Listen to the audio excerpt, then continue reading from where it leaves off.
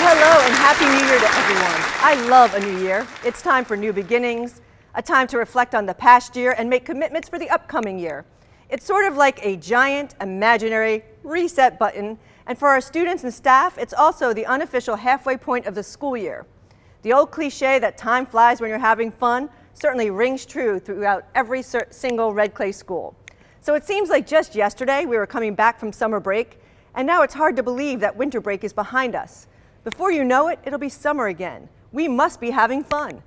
Each new year, part of pushing our reset button is to see how we can improve ourselves and the world around us, be it through one of those pesky New Year's resolutions, or just a commitment of mindfulness to yourself, your family, your friends, and even your coworkers.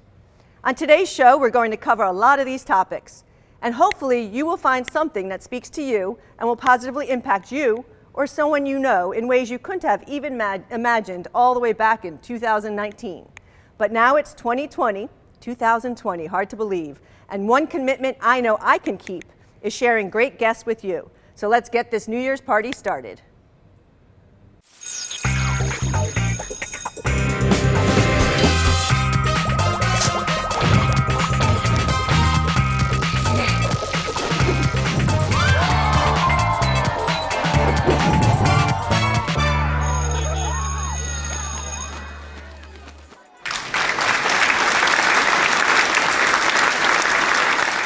Welcome back to Red Clay this month. I touched on something in my monologue that is a favorite buzzword during this time of the year, and that is the dreaded but hopeful New Year's resolution. Now, everyone probably has made at least one resolution by now, and no, making a resolution not to make a resolution does not count. And I'm sure that there are even some of you that may have even broken your resolution already. It's okay, I've been there, but it never stops me from trying again. This year, I'm committed to listening more, interrupting less, and focusing more on my own self-care. I'll keep you posted, but so far, so good. We took our cameras across the district to hear what some of our Red Clay families' resolutions are, or perhaps were. So let's take a look.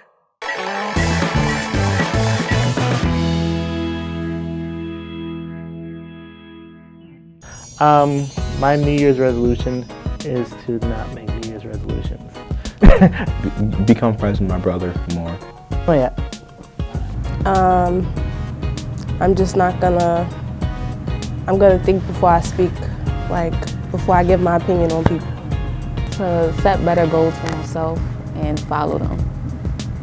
I wanna start studying a lot more than I do. Probably just to keep my grades up. Be a better teacher, because you can always improve with that also. Make better relations with my students. No. I'm perfect. So my New Year's resolution is to stay focused on my work and give back more to our community. And I would love for you and your family to do the same. Oh, I know what I have to do. I have to definitely eat less junk food. And that means that I have to eat all these cookies right now. Of course, it's always to lose weight. Maybe that will actually happen one year, but also I would like to practice more self-care, take more time for myself. I believe we will continue with our Weight Watchers. We're down 22 pounds so far. My New Year's resolution is to be kinder to myself and put myself first. My New Year's resolution is to be more mindful of my health. My New Year's resolution is to get more fit. Ones that I would consider for me is I'd like to get in some better physical shape. I know that sounds very cliche, but I am getting older. Every single second, my body reminds me of that, and so I'd like to get back into a position where I can withstand the pressures of time. My New Year's resolution is to get good grades. My resolution is to make new memories and have fun. I sense some of you out there might have made the same resolutions as the ones we just saw. Here are 5 tips on how to keep that New Year's resolution. First, start small. Make resolutions that you can keep. Second, change one behavior at a time. Unhealthy behaviors develop over the course of time, so you can't replace them with healthy behaviors very fast. It takes time. Third, talk about it. Share your experiences with family and friends, and they can act as your support system. Fourth, don't beat yourself up. Remember, perfection is unattainable. Minor missteps are bound to happen. It's normal and it's okay. And lastly, ask for support. Accepting help from those who care about you and those who will listen strengthens your resilience and ability to manage stress caused by your resolution. Well, there you have it. They don't call me Dr. Grundy for nothing. When we try to become our better selves, it's not just a concept meant for adults. It can be and should be instilled in our students and our children at an early age, and it can even be done in the classroom. Here's an important and eye-opening statistic. According to the National Institute of Mental Health, children today are faced with an unprecedented amount of stress and anxiety, meaning 25% of 13 to 18-year-olds will experience an anxiety disorder at some point in time, something worth pondering. So to talk about mindfulness, a concept to help battle this statistic, please welcome to the show the principal of North Star Elementary School, Karin Jakubowski, and teacher, Patti. Thanks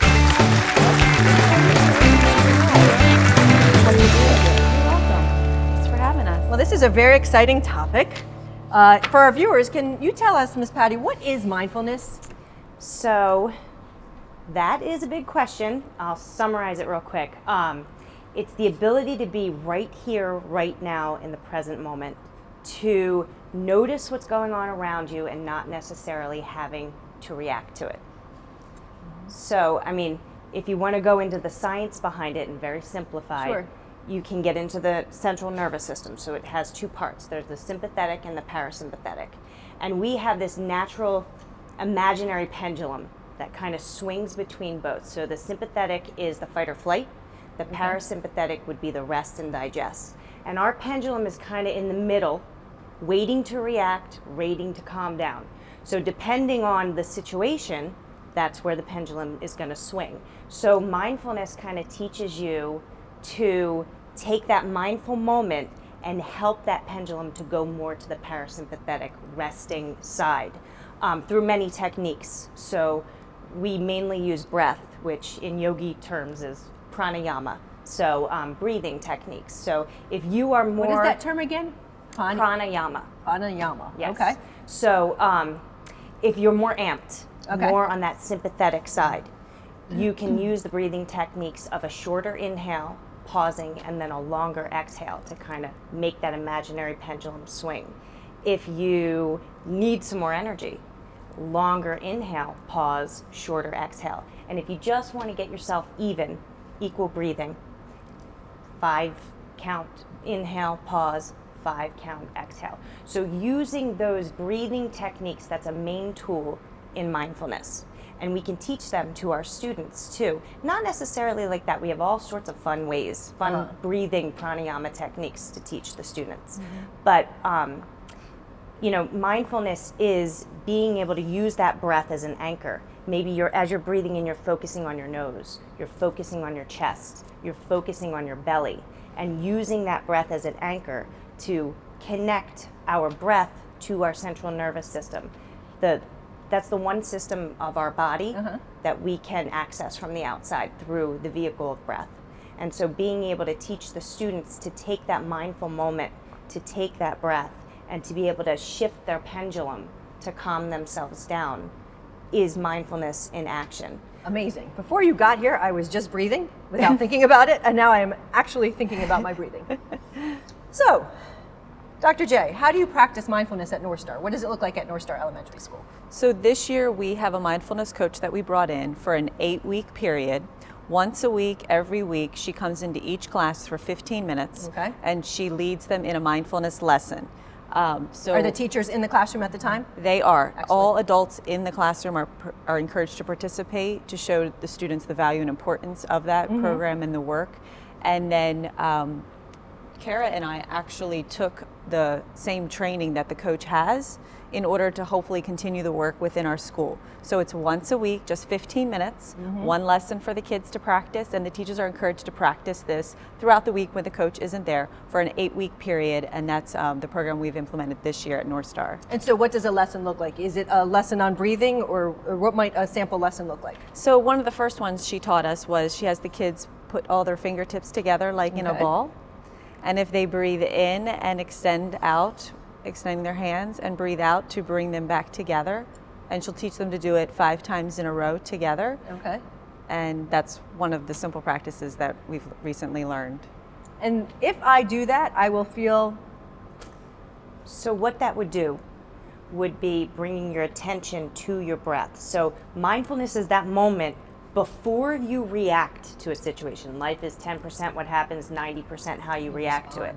So taking that moment where something happens and you're about to react, you can take a mindful moment, use your breathing to decide where that pendulum should go. Okay. And thinking of a cat who in rest, that is the ultimate showing of parasympathetic nervous system in action.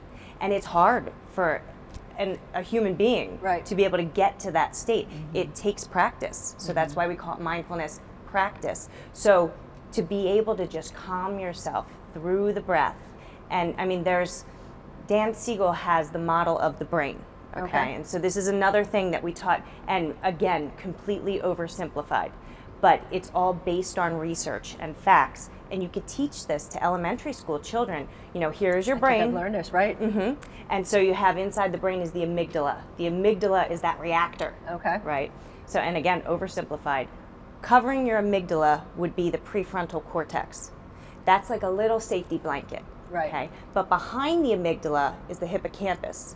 And that's what you need to be able to be in school and learn. It helps you memorize. It helps you be studious. So when a reaction happens, when you're about to react, what happens is the prefrontal cortex will flip up, flipping your lid. And then we have the amygdala. You're not going to get to the hippocampus at all because you can't function. You're not functioning rationally. That's trauma. Right. Your prefrontal cortex could be raised for quite some time. You can't teach a student like that.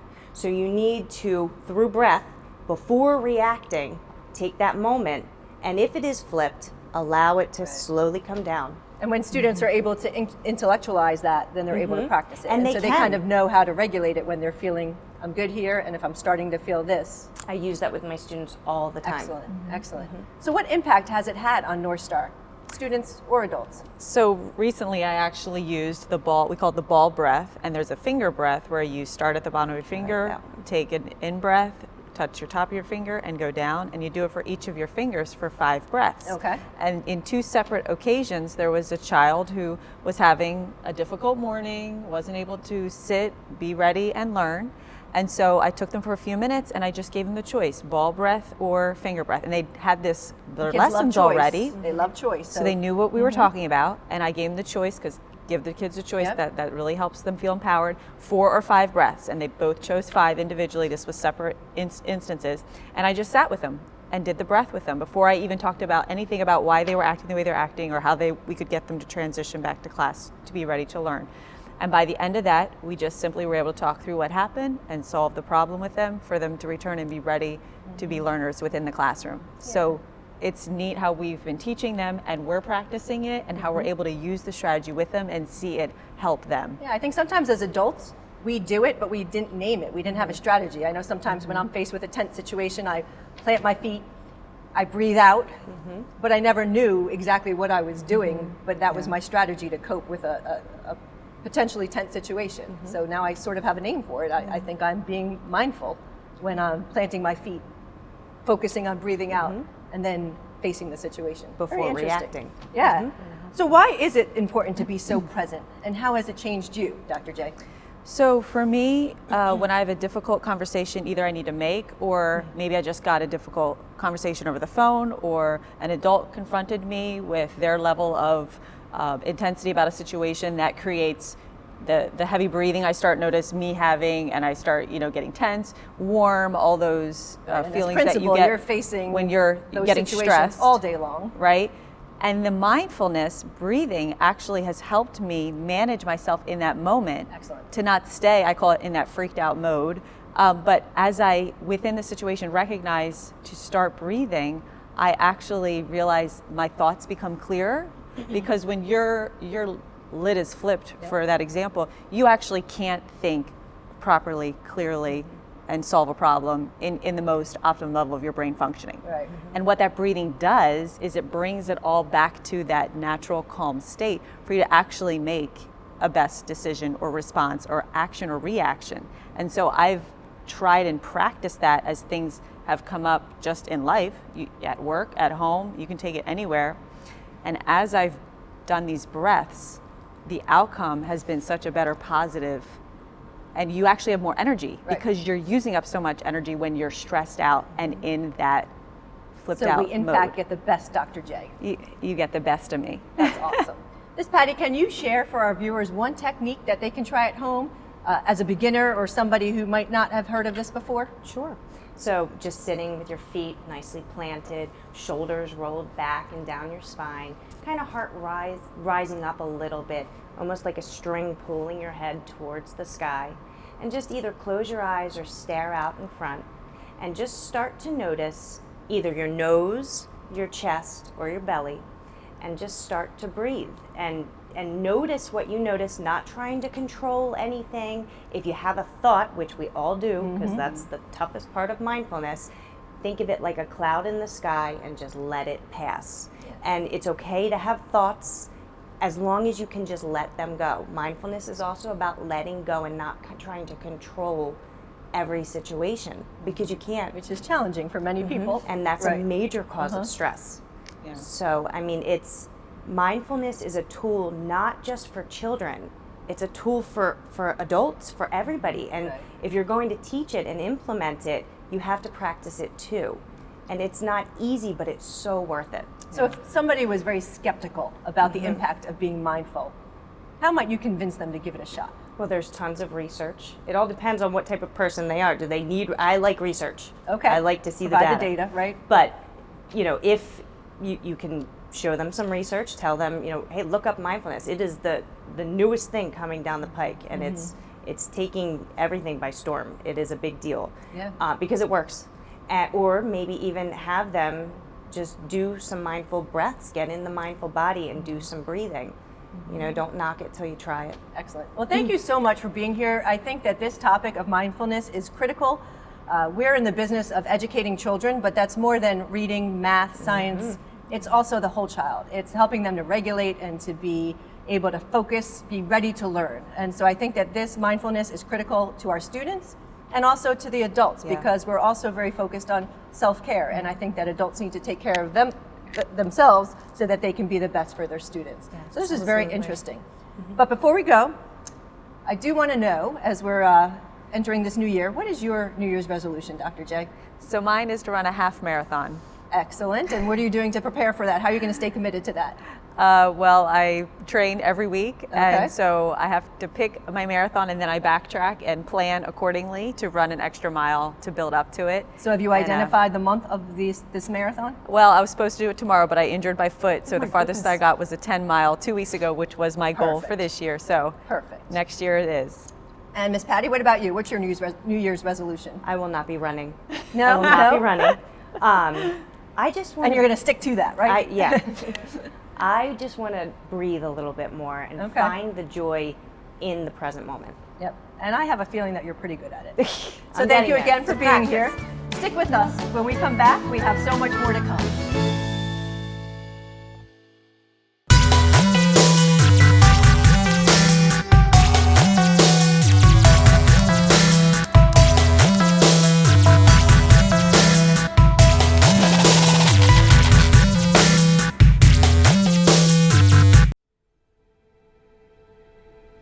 I am what hunger looks like in America.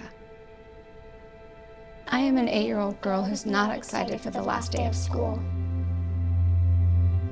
Because this may be the last time I'll have lunch. Till September. I am a single father of 2 who works 3 part-time jobs. And that's still not enough to put food on the table. I am a 16-year-old boy who just got my first job. To help feed my little sisters. I was created by artificial intelligence from faces of the 1 in 8 Americans who struggle with hunger.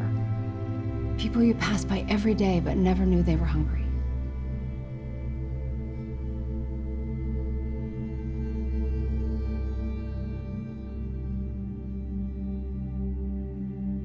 Feeding America, 200 food banks strong. Welcome back. On our show today, we're talking about a new year, new beginnings, and being our best self. And we would be remiss if we did not talk about eating healthy. Here in Red Clay, the Child Nutrition Program is committed to providing well-balanced meals that contribute to the health and well-being of our students. A couple of months ago, you were introduced to the Manager of Nutrition Services and host of the Red Clay Family Cook-Off, a show that airs right here on EDtv, Jessica Terranova. But what about those men and women who are in the kitchen preparing those healthy meals day in and day out for our students? Well, guess what? Today you'll meet one of those special people. So please put your hands together to welcome Melanie Roberts. Hi, Melanie. Welcome to the show. Thank you. Thanks for being here. Thank you for having me. Sure. So tell us a little bit about your role in nutrition services. So I manage 2 kitchens, Brandywine Springs and Moat, and that involves ordering the food for the following weeks and making sure that we don't have either too much food or not enough food. Have you ever run out of food? Very rarely. It does happen, but we try not to make that happen.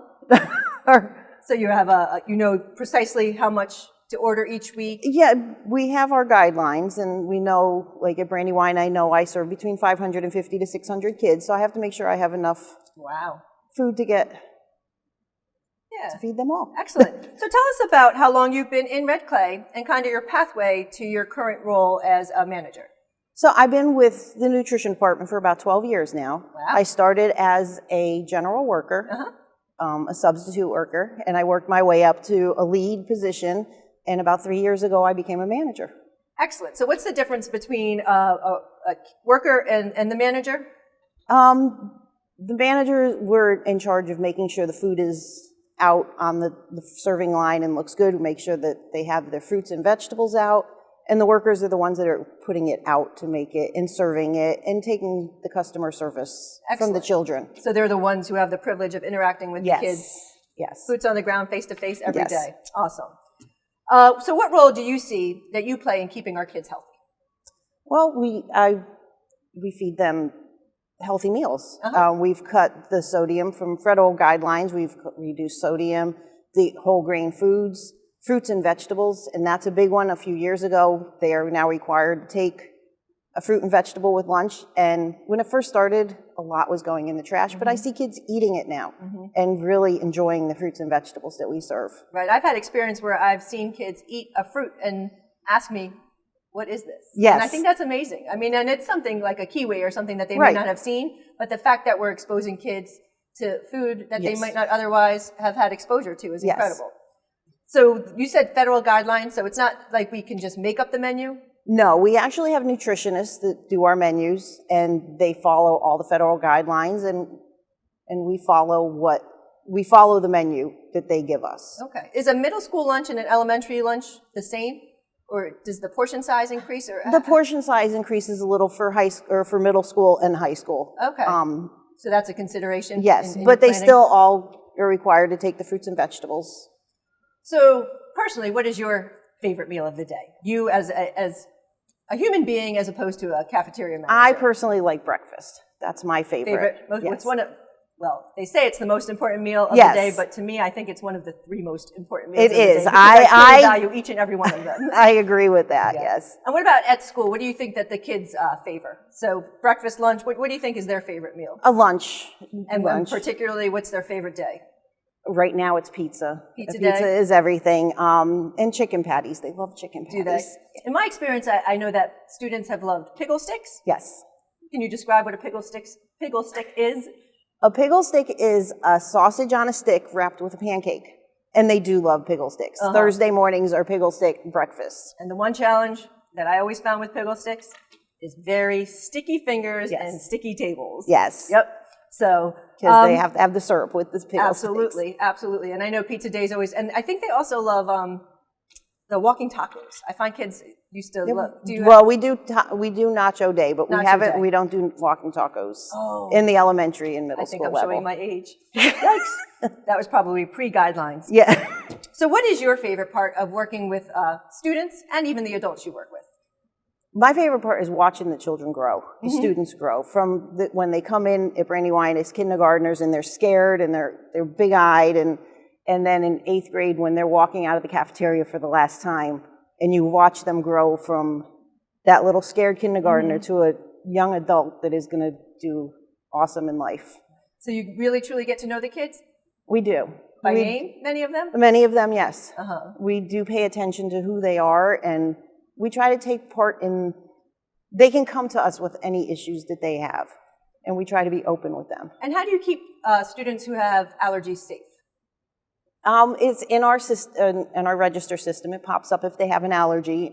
We have special menus that our nutritionists make up for these students, and we follow it.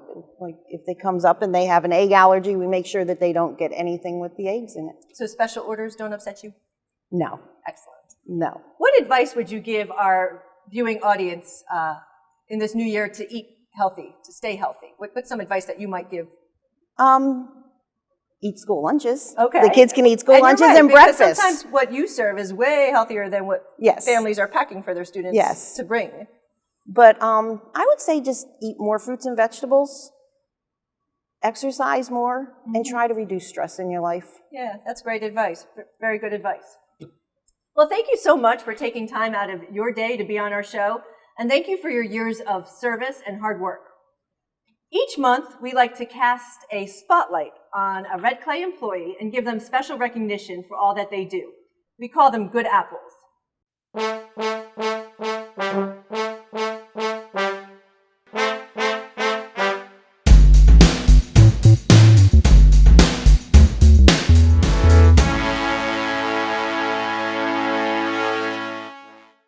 And this month, we have chosen you to recognize with the Good Apple Award.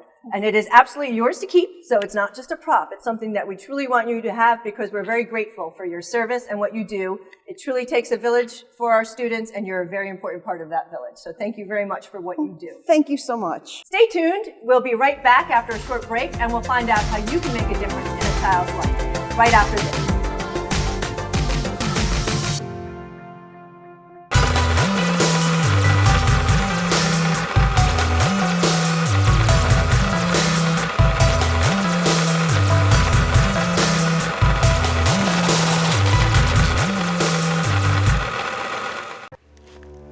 My son Andrew was always a joy to be around.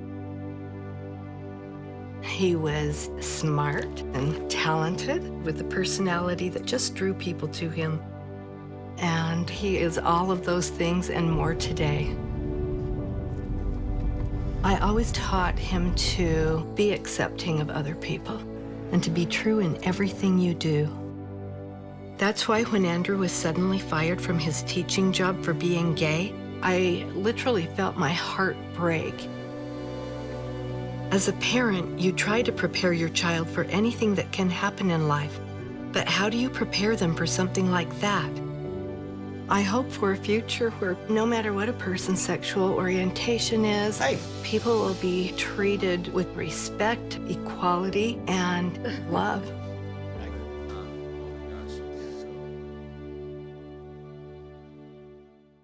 In Red Clay, there's more to being a school nurse than just giving out Band-Aids. Sure, we help prevent the spread of flu and other diseases, but did you also know that we work with physicians to coordinate care?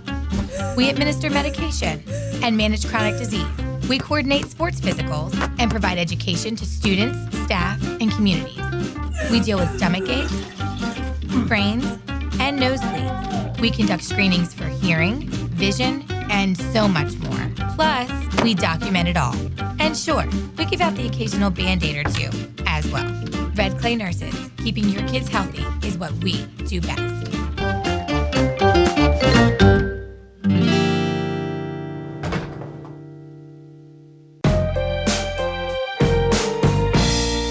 Welcome back to Red Clay this month. So we've been talking about the new year, and in keeping with this theme, one year's resolution that many people have is to make an impact on someone else's life in a positive way. Here in Red Clay, one way we approach this is through our mentoring programs. Mentoring is a great way to spend time with a student who's looking for nothing more than a friendly face. So here today to talk more about it is the director of the mentoring program at Highlands Elementary School, Nancy Smith, and mentor Helene Gladney. Please welcome them to the show.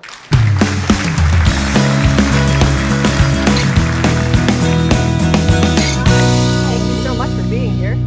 Appreciate you taking the time. Hi, Helene. Nice to see you. So we'll start this conversation first with Helene. So tell us a little bit about the role of a mentor and where you serve as a mentor. I serve as a mentor at Highlands Elementary School, and fortunately we have a mentoring coordinator who does the lesson plans. Okay. And your role is to...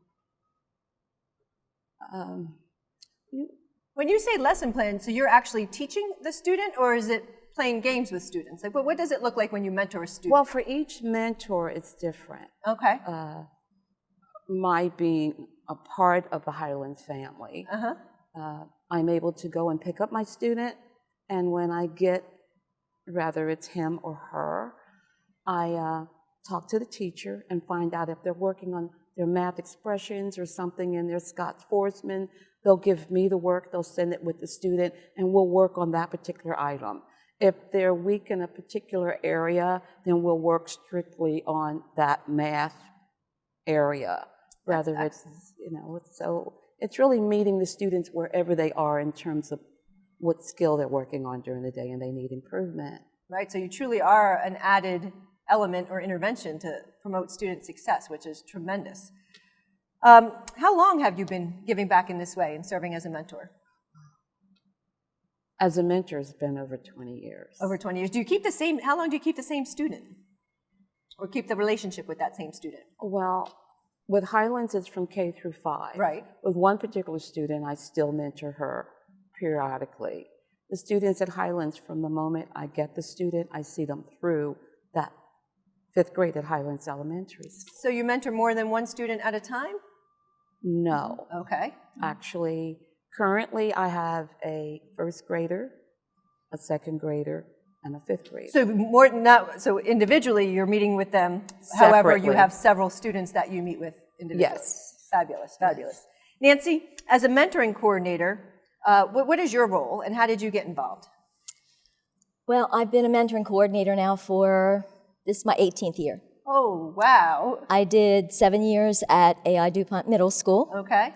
Which was very different. And then I was asked by the principal to come to Highlands to coordinate a mentoring program there. And this is my 11th year at Highlands. That's a It's very amazing. long relationship. It's amazing. Yes. And such an important role.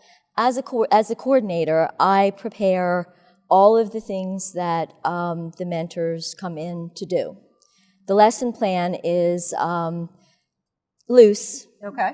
It has a little reading. We do a little vocabulary. They have word banks that they do. They also bring work from class sometimes. They use game playing as a motivation sometimes to do a little reading if it's hard to get them to read. But it's just so that every time the mentor comes, they know they have something to do. They don't have to worry about bringing anything or preparing anything. Okay. They appreciate that a lot. But as Helene said, it's an individual thing. They pick and choose what they want to do with their student. If a student comes in that particular day and is kind of off, they may spend the entire 30 or 40 minutes playing a game and just talking. Right. The whole That's idea kind of what is the student needs at that exactly. time. It's just building a relationship, a trusting relationship with that student that I try to prepare things for. Right, and I've seen mentors go above and beyond, and they get to know the student's favorite things. Oh, and it's amazing. It's a very special relationship. It's amazing. Yeah. So how did you both get involved in volunteering? You want to go first? I will.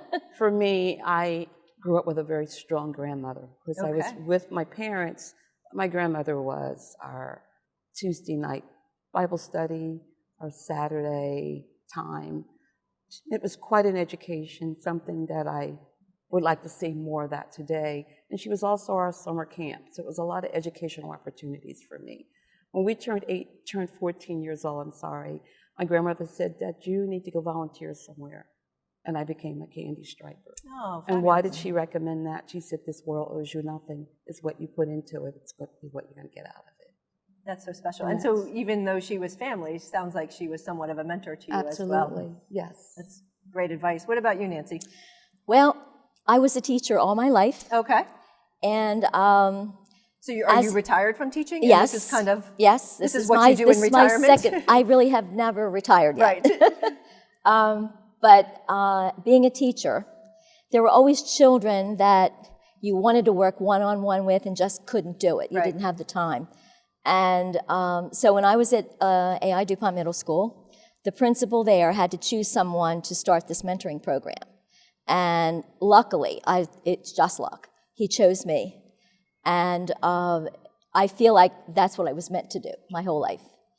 And I could reach those children that I couldn't reach when I was in the classroom and give them that extra, little something to give them a boost towards success.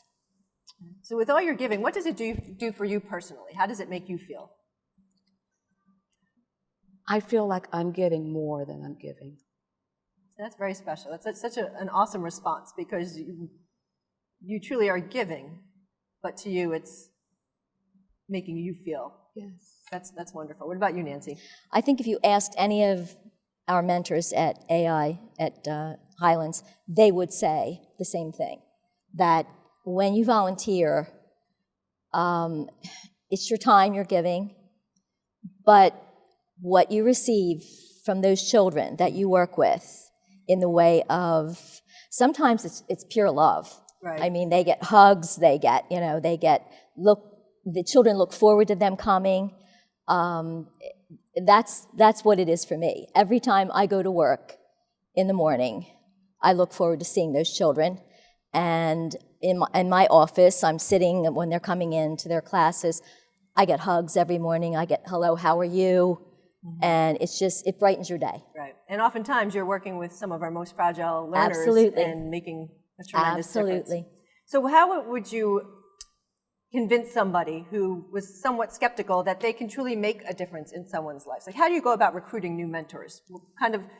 I know what's in it for them, you find out once you're doing it, but for someone who's not sure if they have the time or even the skill set, how would you convince them to become a mentor? When I recruit mentors, Mm-hmm. I always start with the need, because unless you're involved in a school where the need is great, you have no idea what some children are living in and with. That usually tugs at people to get them started. I always tell them that you don't have to be a genius. You don't have to know how to do new math. Right. You don't have to, be anything special. You have to have a big heart. Mm-hmm. And you have to want to give a child some hope for the future. Mm-hmm. And when they get frustrated in working and don't see a lot of, things happening with that particular student and when they first start to mentor, because that does happen, and it happens as a teacher, I always tell them that student would never be the same if they had never met them. Right. It may happen down the road, it may happen years later, but they will remember that time that they spent with that adult that cared about them. I think that's true. Sometimes educators, mentors, people who work with children, they never truly know the impact that they had. They don't. And sometimes you are fortunate enough to hear back and get that thank you, but it's not necessary, because what you do every day, is making an impact. Right. Is there a funny story or a touching story or an anecdote that you'd like to share from one of your mentoring experiences? We'll start with Helene. Is there something that an experience or a particular child that has left just... Well, you're asking me, and I find all of those stories emotional. Right. So, is there one in particular that you can share with us, and knowing that they're all critically important and meaningful? Say it from your heart. Yeah. I would say that I have one student that I'm mentoring now. Okay. And he came to me in January of last year and said he's moving. Oh. And I wasn't his mentor, but I knew I wanted to be. And he was so fragile. He was just tapping me and said, Miss Gladney, I'm moving. And I thought, okay, I'll see him on Monday. But there wasn't a Monday, because they moved. And the circumstances was overwhelming. Right. Something no child should have to endure, But I right? received a call stating that he was back. And I talked to Nancy, and the school, the principal, the secretary was very helpful. We were able to get approval from his mother for me to mentor him. And with Nancy's program, It's fine. I understand. You know what? You're making me realize the impact and how your presence in a child's life is just so important, and nothing more important than having such a special relationship with a trusted adult. And that is the game changer for many of our kids, and you are that person.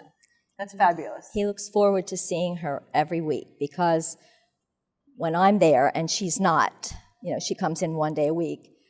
You're okay, but not good enough? Oh, yeah. You're second fiddle? He comes to the door, and he speaks very quietly. He's for a good reason, but he's very quiet. And he's a little boy, and he'll come to the door, and he'll say something, and I can't hear him. So I ask him to come in. He comes to me, and he says, is Miss Gladney coming today? And I say, not today. Wednesday is your day. And he would go out again.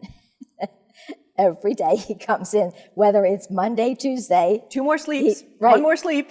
She's coming, she's coming. He really looks forward to her coming. Yeah. And she eats lunch with him and a lot of things that go on there. That she's very special to him. I think she's his lifeline right now because he's in a very, very, very dire situation. And that's a whole lot of responsibility. It is. But it's obviously something that you cherish and that you welcome. But it is just meeting them where they are, even if it's very fragile.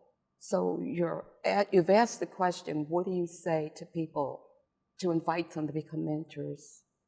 You tell them a story, not necessarily that story. Yep. And if you touch their heart, like your heart has been touched, and since I do mentor 3 different locations, 3 different schools, it doesn't matter where they go as long as they go to one of them. Right, and every relationship is different based on what the student needs. Yes, it is. That's fabulous. Nancy, anything that you'd like to add or I have to the public about recruiting mentors? Well, what I have can a we do? success story that I'd like to tell you, okay? I worked with a boy many years ago, and it was a very difficult situation. He moved a lot. I think by the time he got to high school, he kept up with me after he left me. When he was in high school, he moved 4 times.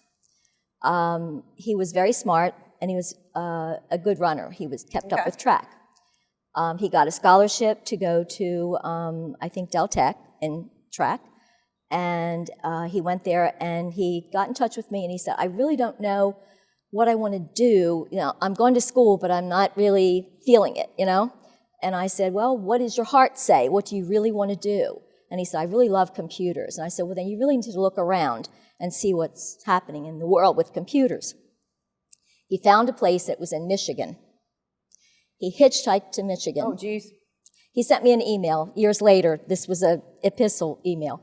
He hitchhiked to Michigan, lived in a shelter. We don't encourage that. Go ahead. Lived in a shelter for long enough to get a job, worked part-time, went to college, graduated, and he is now high up in an IT company.